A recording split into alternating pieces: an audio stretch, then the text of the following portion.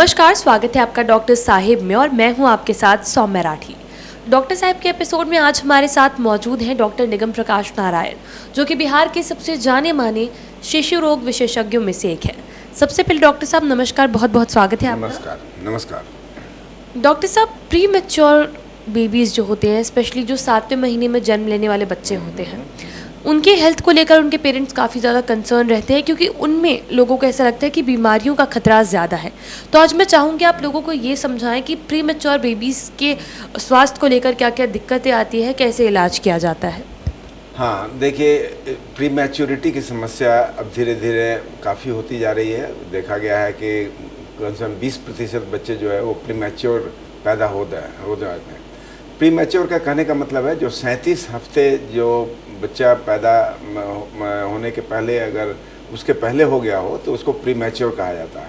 Pre mature जब भी होता है तो वो कम वजन का भी होता है और उसकी जो प्रणाली है वो थोड़ी अविकसित होती है, खास करके श्वसन प्रणाली पहले, उसके बाद जो खाने की प्रणाली है वो, और टेम्परेचर रेगुलेशन की प्रणाली तीसरी। तो इन तीनों चीज़ और उसके अलावा संक्रमण का खतरा भी ऐसे बच्चों को ज़्यादा रहता है। तो ये चार चीज़ जो है मिलकर के एक बड़ी समस्या खड़ी करते हैं हर आदमी के लिए, हर पेरेंट्स के लिए, और इवन जो डॉक्टर्स हैं उनको भी इसके बारे में जागरूक होना होता है। श्वसन प्रणाली के बारे में जहाँ तक सवाल है, पहले के कुछ दिनों में अगर बच्चा बहुत प्रीमैच्योर हो तो शुरुआती 24 आवर्स के अंदर ही बच्चे को सांस तेज चलने लगती है, जिसका नाम respiratory distress of the newborn कहलाता है। तो ऐसी अवस्था में बच्चे को कभी कभी भर्ती करने की आवश्यकता पड़ती है और बच्चे को ऑब्जर्व करने की ज़रूरत पड़ती है, और वाइटल मॉनिटरिंग के बाद वो बच्चा बिल्कुल सही सलामत हो जाता है। इसका कारण है उसके अंदर एक कुछ सर्फेक्टेंट है, उसकी कमी होना। लेकिन बहुत रेयर केस में सर्फेक्टेंट को दिया भी जाता है एंडोट्रेकियल ट्यूब के माध्यम से, लेकिन ये एक अलग समस्या है। इसके बाद के दिनों में बच्चे को पहला काम है कि उसका टेम्परेचर मेंटेनेंस सही हो। इसके लिए हम लोग ख़ास करके गर्मी के दिन में तो बहुत ज़्यादा ये समस्या नहीं है, लेकिन गर्मी के दिन में भी हम लोग टेम्परेचर को उसको मेंटेन करने के लिए टोपी और दस्ताने ज़रूर पहनाते हैं। टोपी, दस्ताना और मौज़ा ये पहनाना आवश्यक होता है। जो बहुत कम वजन के होते हैं, 2 केजी या उससे कम के वजन के बच्चे जो हैं उनमें ये समस्या टेम्परेचर रेगुलेशन की बहुत होती है। तो ख़ास करके जाड़े के दिनों में तो बहुत बड़ी समस्या है, इसलिए ज़रूर उसको टोपी और मोजे और दस्ताने पहनाने हैं। दूसरा है कि बच्चे को माँ के करीब रखना है, इससे बहुत सारी समस्या का समाधान हो जाता है। अभी तो विदेशों में या अपने भी देश में कंगारू मदर केयर काफ़ी हम लोग प्रचलित कर रहे हैं, इसी कारण से कि बच्चे का तापक्रम मेंटेन रहे और बच्चा माँ के बिल्कुल सटे हुए रहे। तो इसको कंगारू में जो एक मदर केयर कहते हैं। तो ये एक बहुत इम्पॉर्टेंट विधि है जिससे कि बच्चे का टेम्परेचर जो है, प्रीमैच्योर बच्चों का, वो टेम्परेचर रेगुलेट किया जा सके। तीसरा है कि उसको अगर फीडिंग अगर कम हो तो ये एक बहुत बड़ी समस्या होती है। फीडिंग करने का मतलब है कि वो खींच नहीं पाता हो। स्तनपान तो हम लोग जरूर बोलते हैं, लेकिन कभी कभी ऐसे बच्चे जो है खुद ब खुद स्तनपान नहीं कर पाता है।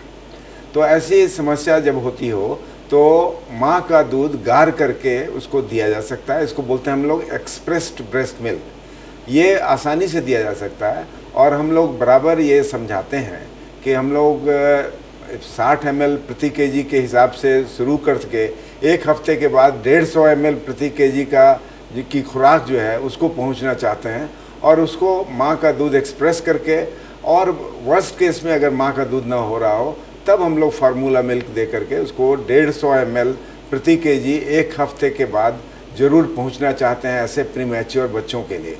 तभी उनका विकास जो है वो सही ढंग से होगा।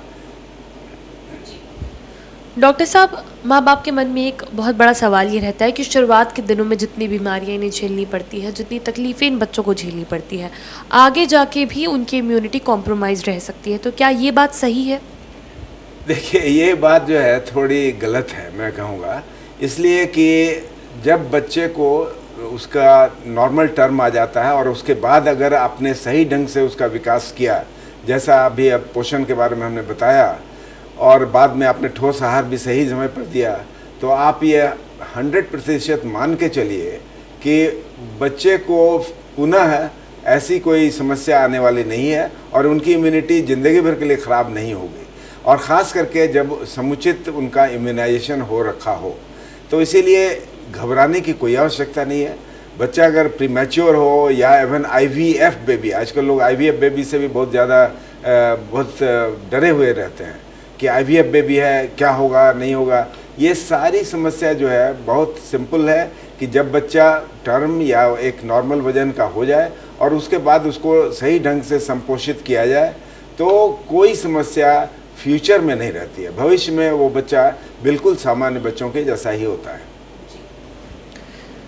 उम्मीद करती हूँ कि डॉक्टर साहब ने जो सारी बातें बताई हैं आपने उन्हें ठीक तरीके से सुना और समझा होगा। इसी के साथ जल्द मुलाकात होगी अगले एपिसोड में। तब तक के लिए अगर वीडियो को फेसबुक पर देख रहे हैं तो पेज को लाइक करें, यूट्यूब पर देख रहे हैं तो चैनल को सब्सक्राइब करें। कमेंट सेक्शन या मेल बॉक्स के माध्यम से आप बता सकते हैं कि डॉक्टर साहब से आपके और क्या सवाल हैं। धन्यवाद।